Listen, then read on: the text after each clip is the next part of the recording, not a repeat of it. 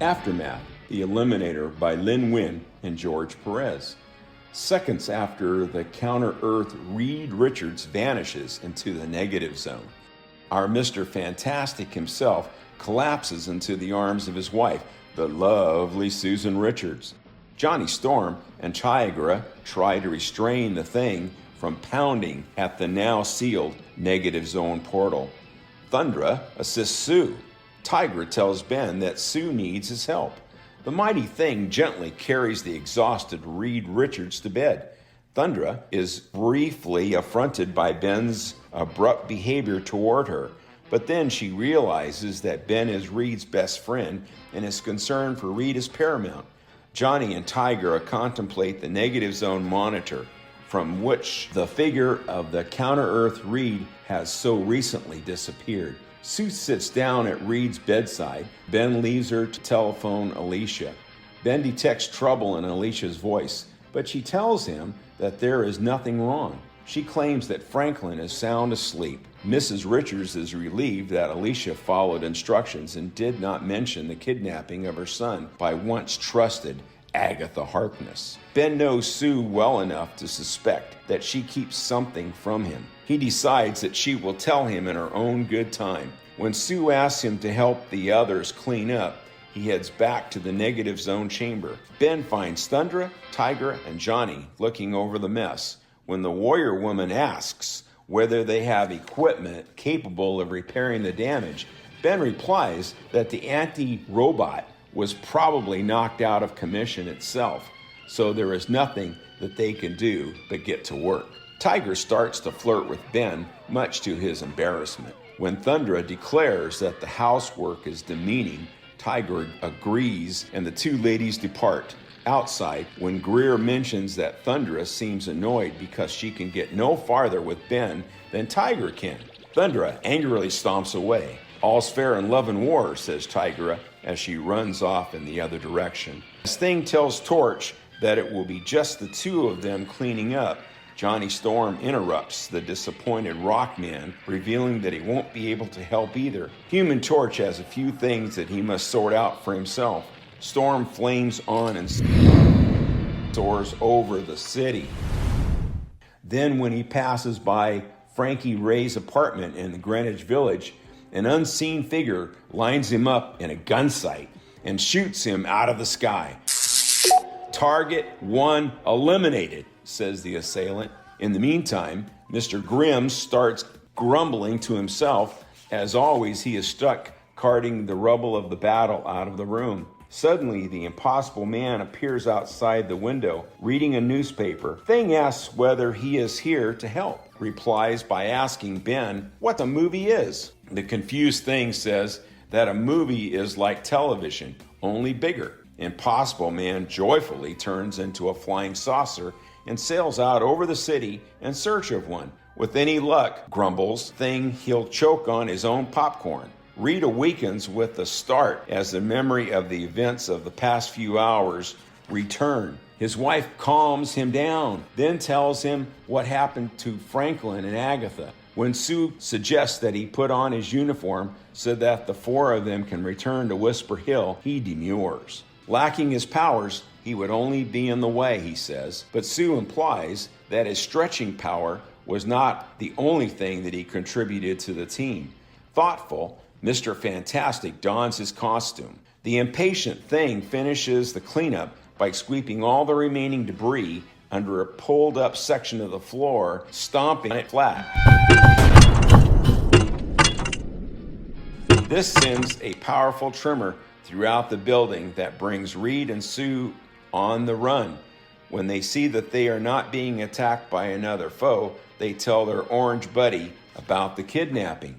Soon the trio are on their way to Whisper Hill in the Fantastai car. They become puzzled when the Human Torch fails to respond to their flare. As a thunderstorm rages above the city, they decide they cannot wait any longer for Johnny. So in the sky, they fly. And soon they are above the mansion, which looks much different. More rundown from when the Invisible Woman was there earlier.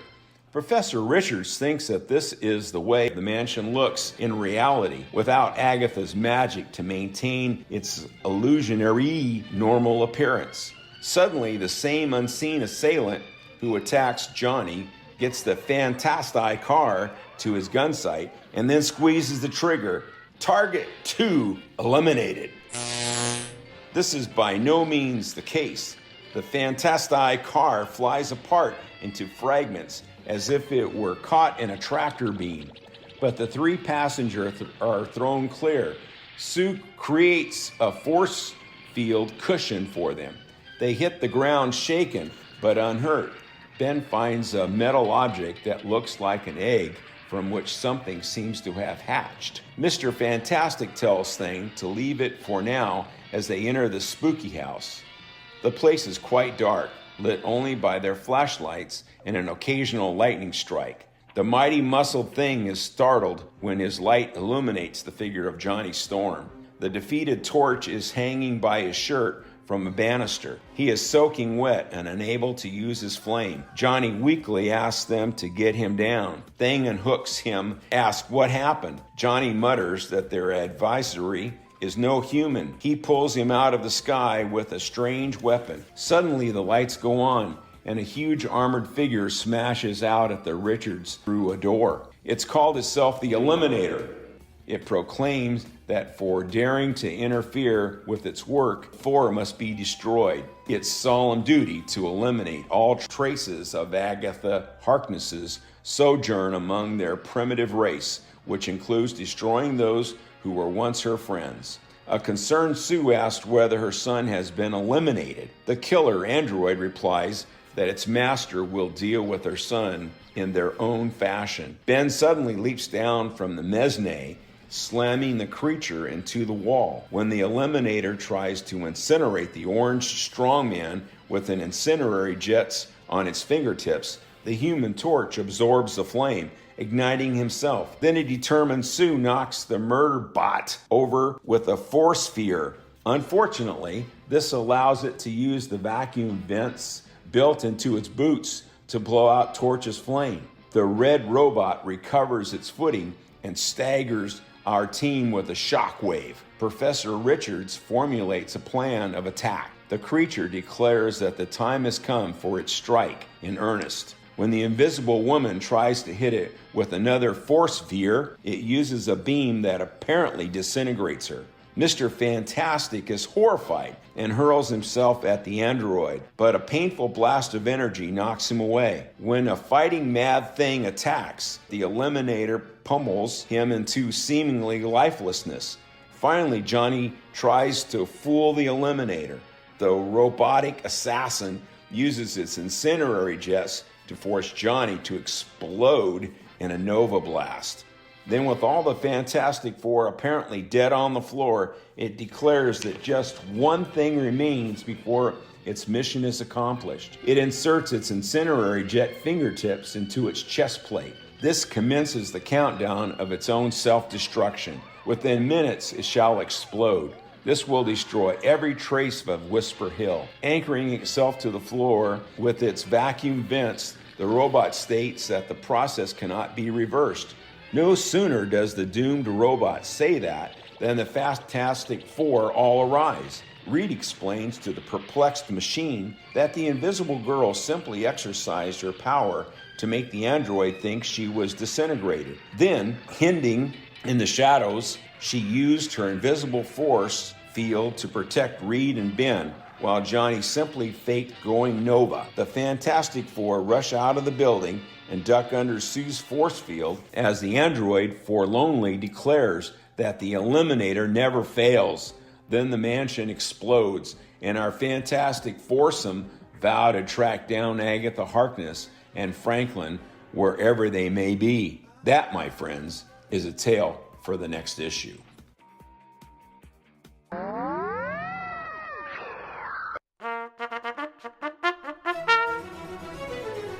Shades presents Favorite Panel Theater. Thing is disappointed because Thundra and Tigra just walked out on him. He did not get their help in cleaning up after the major battle from last issue. Ben seems to have some solace as he turns and says, "Well, Hotshot, it looks like it's just you and me." I don't exactly know how to tell you this, pal, but it looks like it's just you.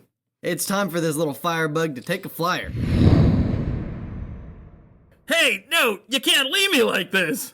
"Ah, nerds," Thing says as Johnny flies out the window. Johnny is now saying to himself as he's flying full bore, This is more like it. I hated to leave Benji in the lurch back there, but I just had to get away for a while, give myself a chance to sort things out. So much has been happening lately, so much I have to decide. And fighting the thought of the vivacious Frankie Ray all the time isn't exactly helping matters much. There's her Greenwich Village apartment again. Funny the way I have to keep gravitating to it. But I'm not gonna stop in. I'm tired of wearing my heart on my sleeve for that chick. The little lady wants to see me. She knows where she can find. Target 1 eliminated. While back at the upper reaches of the Baxter building, we see Thing holding on to a huge pile of debris. And of course, he's not happy about it, saying, "Someday I'm gonna get tired of being taken for granted around here, and then they'll all be sorry." I wonder if we got any glad bags big enough to hold all this junk. You mumbled, my friend? Huh? Oh no, not him. I really need the Impossible Man right now on top of everything else. Well, you just gonna sit there, Greenie, or you gonna come in and help? That depends. There is something I have to know first. Just what precisely is this thing your print-filled papers call a movie?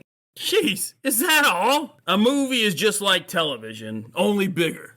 It is! Oh boy, oh boy, oh boy! Hey, come back here, you pointy-headed, the heck with him. With any luck, maybe he'll choke on his popcorn.